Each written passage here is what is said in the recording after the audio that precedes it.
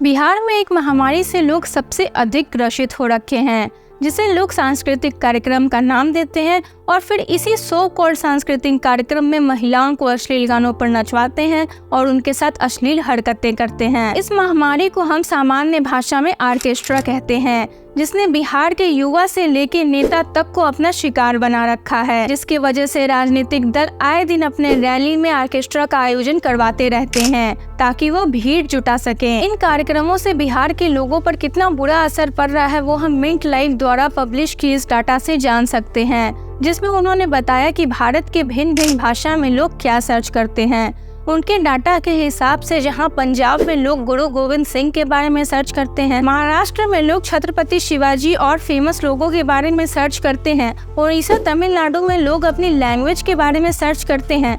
पर जब भोजपुरी पेजेस के सर्च रिजल्ट देखे गए तब यह पाया गया कि यहाँ के लोग सबसे अधिक फीमेल के बारे में सर्च करते हैं। यह डाटा पिछले 7 महीनों में लोगों ने क्या सर्च किया उसका था और 7 ही महीने में लोगों ने बस फीमेल ऑर्गन्स के बारे में सर्च किया था। यही नहीं, सबसे अधिक विजिट किए जाने वाले पेजेस बहुत अश्लील थे। अब जिस सांस्कृतिक कार्यक्रम के पीछे इतना अश्लील काम हो रहा है, क्या असल में वो बिहार की संस्कृति है भी या नहीं? तो इसका जवाब है नहीं। महिलाओं को भीड़ का पुरस्कार घोषित कर देने वाला यह कार्यक्रम का बिहार से कुछ लेना देना नहीं है। ऑर्केस्ट्रा एक वेस्टर्न म्यूजिकल कल्चर है जिसमें अलग अलग म्यूजिकल इंस्ट्रूमेंट एक साथ बजाए जाते हैं, पर यूपी, बिहार और झारखंड तक आते आते ऑर्केस्ट्रा में बदल जाता है और संगीत की कला अश्लीलता का रूप ले लेती है। 90s के दशक में बिहार में विदेशिया, दुगोला और लौंडा नाच जैसे कार्यक्रम हुआ करते थे।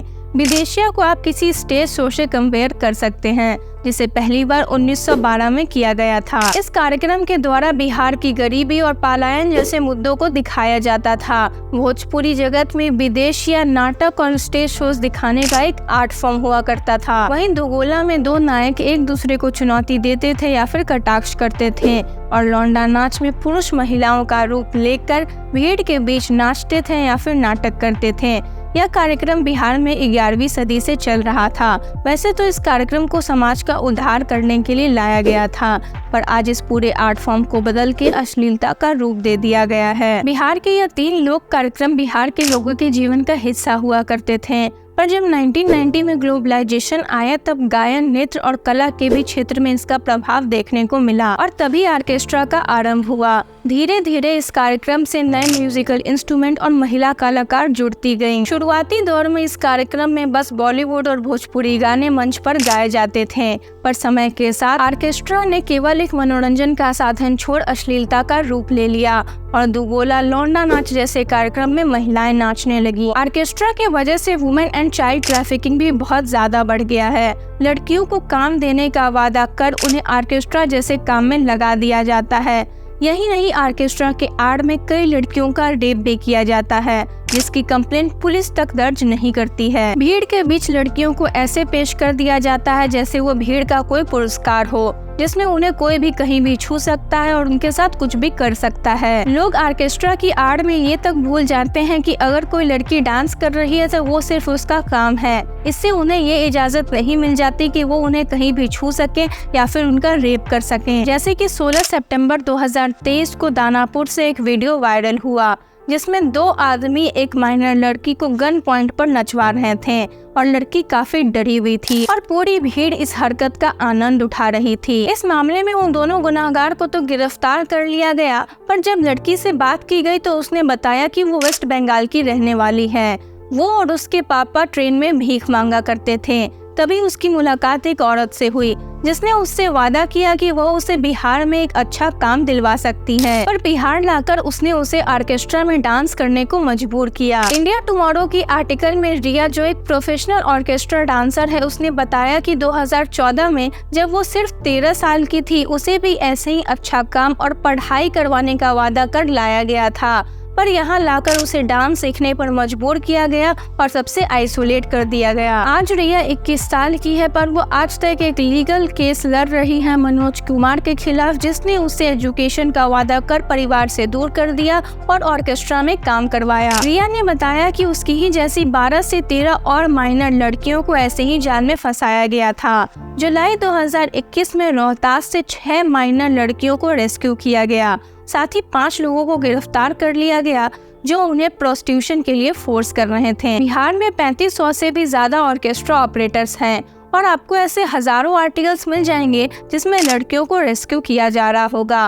पर ना जाने ऐसी कितनी लड़कियां होंगी जो मजबूरी में इस अश्लील काम को कर रही होंगी, क्योंकि बिहार में ऑर्केस्ट्रा से होने वाले क्राइम घटने के बजाय बढ़ते ही जा रहे हैं। टाइम्स ऑफ इंडिया की आर्टिकल की माने तो 2015 के बाद वुमेन एंड चाइल्ड ट्रैफिकिंग के मामले 70% से बढ़ गए हैं। सबसे ज्यादा ट्रैफिकिंग के केस वेस्ट बंगाल से सामने आते हैं। 2016 में कुल 19,223 मामले दर्ज किए गए, जिसमें से 6,670 केस सिर्फ वेस्ट बंगाल के थे। इंद्रानी ब्रह्मा, जो कि चाइल्ड वेलफेयर कमेटी की चेयरपर्सन है, उन्होंने बताया कि वेस्ट बंगाल से माइनर गर्ल्स का ट्रैफिकिंग कर उन्हें बिहार और यूपी में भेज दिया जाता है और बीते कुछ सालों में यह आंकड़ा बढ़ता ही जा रहा है। इन सभी डाटा से आप यह खुद समझ सकते हैं कि ऑर्केस्ट्रा के पीछे कितने इलीगल काम और क्राइम कमिट किए जा रहे हैं। ऑर्केस्ट्रा की दुनिया इतनी गंदी और अश्लील हो गई है कि इसके अंदर कैसे कैसे क्राइम होते होंगे इसकी आप कल्पना भी नहीं कर सकते हैं। और अगर आपको यह लगता है कि ऑर्केस्ट्रा का कार्यक्रम सिर्फ शादियों में होता है तो आप बहुत गलत सोच रहे हैं, क्योंकि इस महामारी ने शादियों के अलावा धार्मिक कार्यक्रम में भी अपनी जगह बना ली है। दुर्गा पूजा, सरस्वती पूजा और यहाँ तक कि छठ पूजा में भी लोग ऑर्केस्ट्रा का आयोजन करने लगे हैं। अब अगर किसी राज्य में धार्मिक कार्यक्रम के भी नाम पर अश्लील हरकतें होने लगी